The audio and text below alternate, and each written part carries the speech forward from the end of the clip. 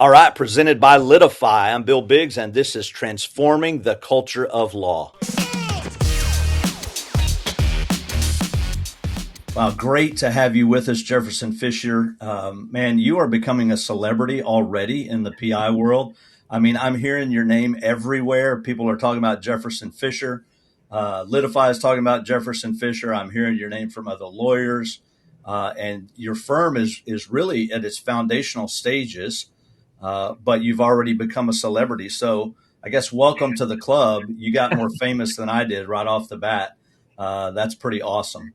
So thanks for being here. Tell us a little bit about yourself. Yeah, well, thanks for having me on, Bill. First of all, no, I absolutely reject even the word or sentiment of celebrity, but I'm happy to be here today and appreciate the time. I am at the early stage of this firm, and I've had the opportunity now to kind of mold it into my own, and I believe that I am a as let's say somebody who has in mind the next generation in the practice of law, and that is my focus and where I'm putting my energy and my passion. I love it, man. The next generation, there's so much going on in the world. There's so much going on in the world of PI law, of how Right. we work with clients, of how we treat our teams. And really, that's what this show is all about. We're talking about transforming the culture of law. We Hmm. want to show that you can be wildly successful and be radically good to your team, be radically good to clients. I think those are the keys. If you do those things well and you've got a good business model, you're not only going to be wildly successful from a monetary standpoint, but you're also going to create something that just draws people in and does something good in the world, which is hugely important. Jefferson, it seems like you're on that path. I've heard that culture is super important to you. And one of the reasons that we wanted to have you on today, even though, well, the first reason is because you're famous. You're a celebrity, by the way. You can't deny it. You can't run from it, Jefferson. Okay. It is now true. Once you've been on this show, you've arrived because all four of our listeners, right, are going to talk about you in a positive way Yeah. from here on out. One of the reasons that I wanted to have you on is it's clear that you're a visionary. You're doing some really progressive things, and I think you're doing them the right way with the right heart and with the right mindset. So, tell me a little bit about your value system. Tell me what's important to you and where that came from. Sure. Well, so we have in my firm a set of core values. I know that that's something certainly preached by all new leaders in law right now. But our number one value here at my firm is authenticity. My motto, my goal is to be the number one, the most authentic law firm in Texas. Wow. I mean, that's just a baseline, non-negotiable for us, and that really, like with any core value, frames how we interact with everybody, how we want to market to everybody, how we want to handle not only our clients, not only our team members here, but that includes opposing counsel, that includes other insurance companies, adjusters, anybody else that touches us. They're going to feel like they're talking to the real thing. And I think that's what people want. I think that's where companies are certainly going. No doubt, and it's definitely where society is going, and people that that also speaks volumes about what it's going to be like to work for you, right? I think that's going to play a huge role in the type of team that you attract. I'm going to put you on the spot a little bit because we want people to listen to this show to get better, to grow. That's why Yeah. they're doing it. That's why they're listening. Let's talk a little bit more about authenticity. Can you define that? Can you open that up a little bit? What does that mean? So not this is certainly not the Webster's definition, but authenticity to me means that you have a window front into who you are in your character. That you're not trying to be anybody else. What you see is what you get, and I that's been instilled in me, honestly, Bill, from just being in a small town, Hmm. very small population, and people know that when you go to Walmart, you're going to see everybody who you Hmm. know, and it's people, especially small town people, sniff out real quickly if you're trying to be something you're not. For If you're trying sure. to sell them something, if you're trying to be anything other than the real thing, and that really became pervasive in our thoughts while we're trying to launch this firm. But I would say it's the storefront into who you are, into your character. Yeah, I love that. Would you call that transparency? You think that's a component there, Yeah, just being transparent to people? yeah. Well, I see them in tandem. So transparency to me is just to be able to see through something. It's a transparent film that, hey, you can see into this glass room. You're going to see these books and numbers. You're going to be able to see that. Authenticity is a little bit more in that what you see from Love it. inside the glass is also what you're getting outside of the glass, Love that. and that they can work in tandem that way. That's how I see it. Yeah, man. Jefferson, there are so many folks. It's so common, right? That people, especially in our industry, want to listen to the Mark Laniers and the John Morgans and the Sam Ponds and Rick Yeah, Harris, two of which we've had on this show, and we'll probably have the other two at some point, hopefully. yeah, Um, but you're in an interesting position. And I think that's why we wanted to have you on, because you're starting from the beginning, well, very close to the beginning. And you've been able to say, this is how I want to build my firm. And there are a lot more Jefferson Fishers out there in the industry than there are John Morgans, right?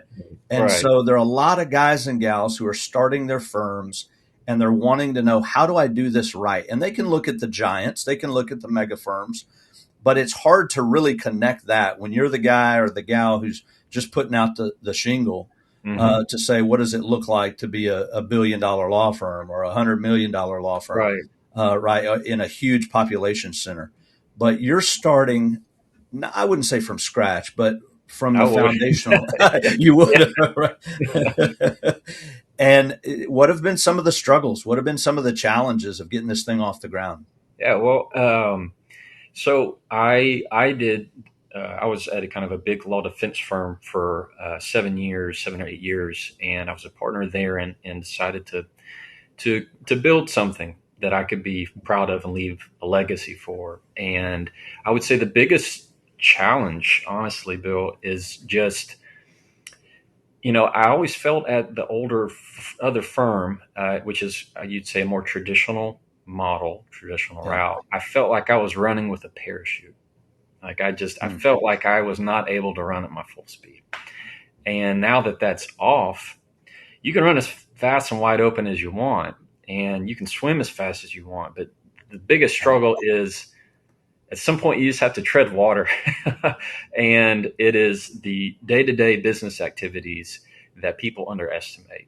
And if you don't get a hold of those quickly, you they will sink you. I really do believe that. And I think that is a trap, and a pattern that happens with most people wanting to get off on their own, create their own shingle, and they realize, yeah, I have a job, all right. It's a job to myself that now I'm a slave to, and they chain themselves to that.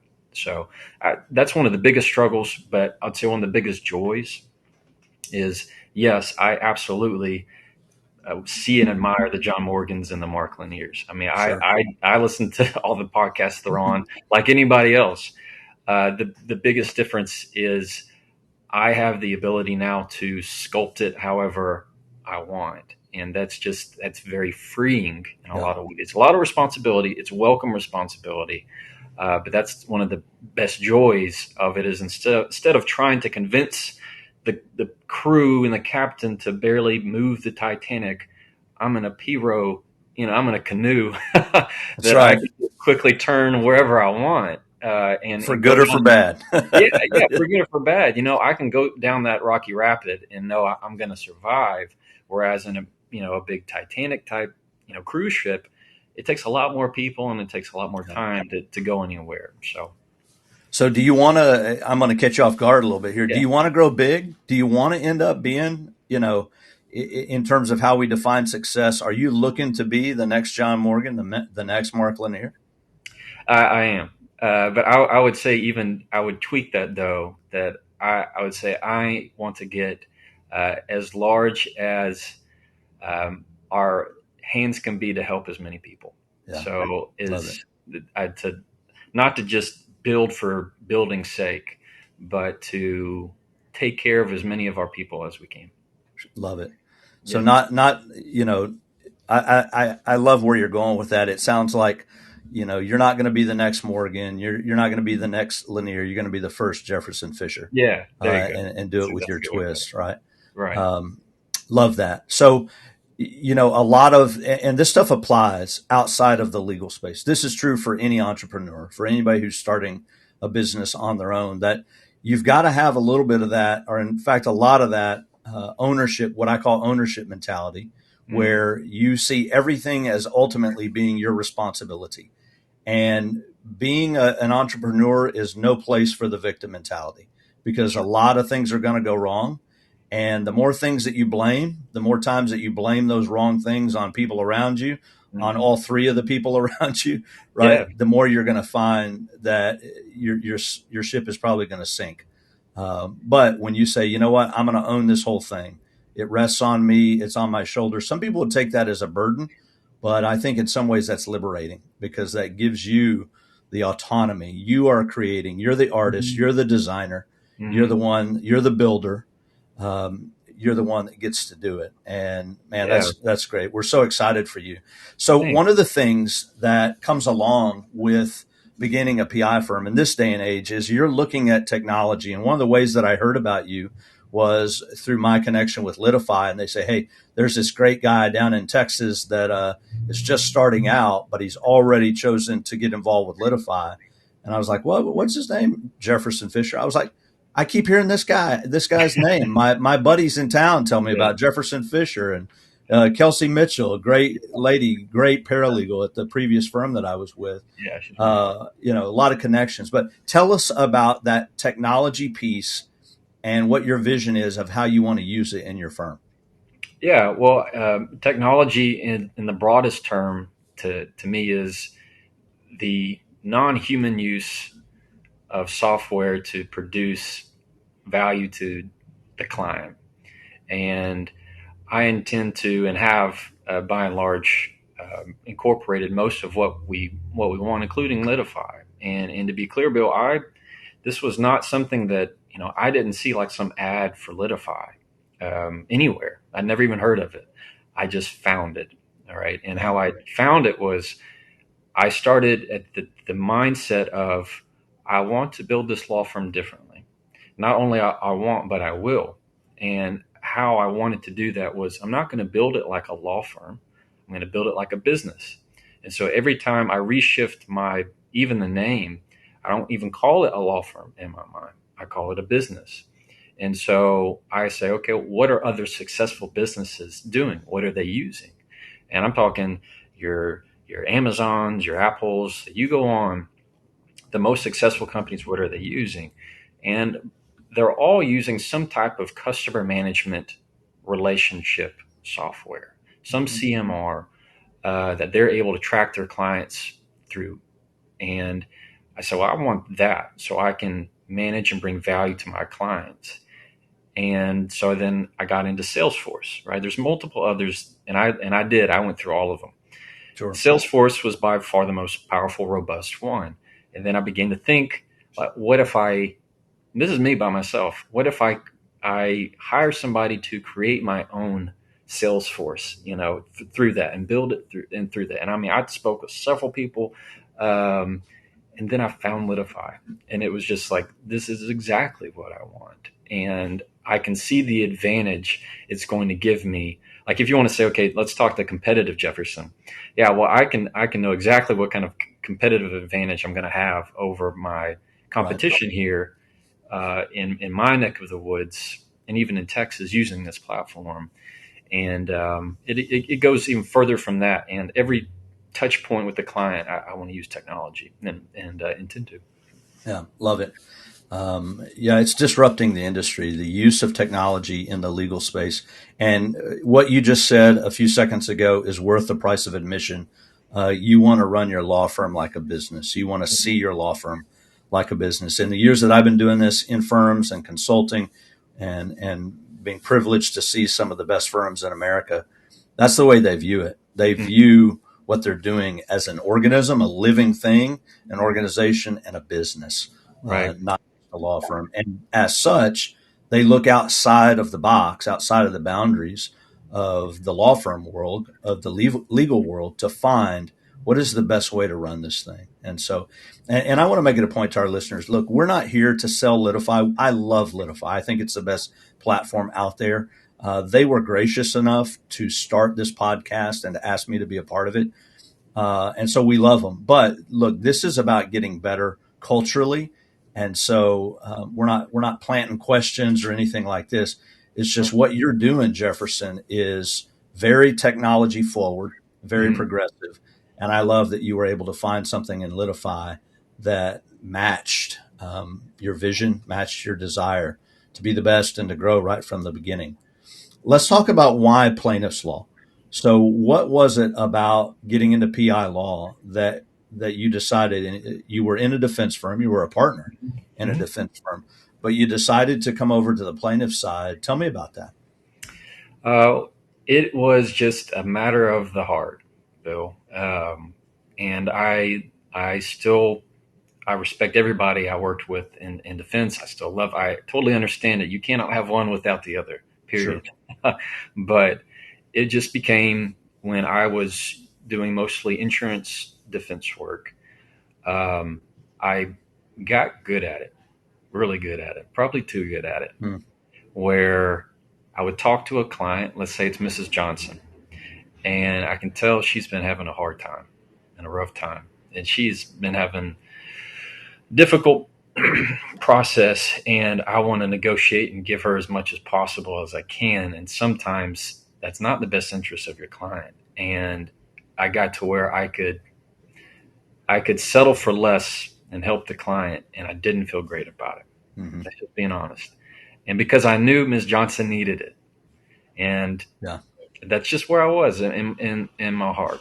And I agree, you can't have one without the other, but that really was what it felt like. I was using my skills that I had developed in my trials and being board certified. I was using those skills to do an injustice, and that just didn't sit well with me. And it's a little bit different when it comes to just your own self fulfillment. Within at different companies, I can say, "Hey, I just had this good result," and you'll get back, "Thanks, period." Next file. That's it.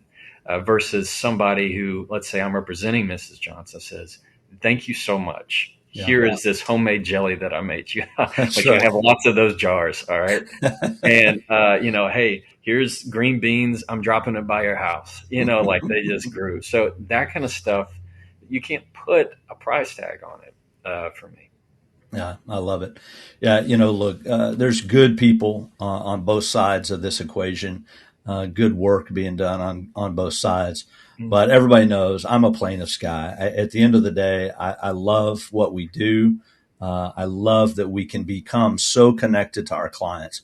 We're Yeah. working for a human being that needs us desperately and has just gone through, I call it, we're the emergency room of the legal industry. And, something about that. And yeah, getting the jar of green beans. You must be from Southeast Texas or Yeah. something, Jefferson. Yeah. That, Yeah. Mayhaw jelly, in case you yeah, don't know. That's right. That's the There's going to fun. be only one of our four listeners is going to know That's what that is. right. And, That's right. uh, It's good. by the way, tell us where are you? What's going to be your footprint for the firm starting out? Yeah, so we're right around Beaumont, Texas. It's called Silsbee, right north of that. And our goal is really to take Deep East Texas, that's from the bottom of 96 up towards even Tyler and Longview, Mm-hmm. Texarkana, and focus really up 96. It's the people I love, it's the people I know. I have roots all up and down there, and it's just kind of where I'm at. And I hope it will, the listeners, the four listeners that we got, that they understand that there is a place at any time to start over with this. Now it's different Mm-hmm. for me because I left one life and I've kind of started another. And that way I'm able to kind of draw my canvas and build that foundation how I want to build it. But I would encourage, as I see it, and I'm like you, the kind of the visionary futurist of what's happening around the curve. That if they don't change, it's going to be at a disadvantage because I truly think what we're talking about here, the values that we're putting forward, and even the topics that we're discussing, that's going to be that's where the game's going to be. Yeah, that's right. And going back to your one of your first comments and your core value of authenticity, you're right. People in East Texas can sniff that out. They know whether you're genuine or whether you're not, whether you're authentic or whether you're not, at the first handshake. And if you don't give them the first handshake, they definitely know where you're at. Yeah. So, but I think that's true of people across the country as well. I think people long for it. They want it in every relationship. They want it in their business dealings. They want it as consumers. And fundamentally, that comes down to trust. I think trust is a big piece of that authenticity Mhm. equation. And sadly, I would say our industry hasn't always been known. The legal profession in general isn't always known for trust. That trust isn't usually what people first think of. But we've got an opportunity to change that, a new Mhm. generation, a new way of thinking, and building trust and being authentic with clients. And again, this transcends law. It's in every business, every relationship. If you didn't take anything else of all of these good nuggets from Jefferson Fisher, take that it's important to be authentic and build your life and your business on that. Mhm. Jefferson, I want to close with this. We mentioned that people often listen to the mega firm guys, but we've got the opportunity to hear from you, and you're at the outset. Mhm. You can build it the way you want it. You are building it the way you want it. I would love to hear, and I think our listeners would as well. What are some of the things in the industry going on right now that excite you and that get you charged up and that you want to be a part of? And then the flip side, I want to hear the things that you're concerned about. What are the things that you look at in our industry and you say, "Wow, I'm not sure if that's okay. I'm not sure if that's the best path." Right. That's a good question. I'll take the topic of non-attorney ownership of law firms, and I'll put that aside because that's a different beast Yep, and topic of conversation. But sure. I'd say where I see the trend is going is, I'm in my early 30s, right, and there is a, for better or for worse, whatever you want to call it, and this is just life. There is a generational gap, in my view, of those that have historically run law firms across the U.S. and what they look like and how they talk and how they do things.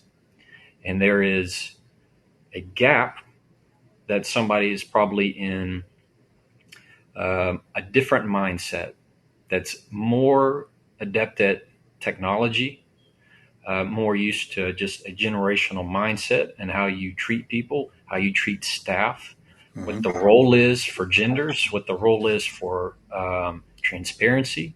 And so I get excited by the fact that I'm in a position right now to help be a face to that change because I think it is all for the better in every way. The flip side of that, what's concerning to me, is that there are those who will be unwilling to change. Hmm. I've seen it, you've seen it, and Sure. it's just like you can go up and down the highways in the small rural towns, Bill, and you'll see these churches that are dying. All Yeah. right. And it's not because there's not people around, it's because they all are the same type and they don't think of anything else that's going to bring in new people.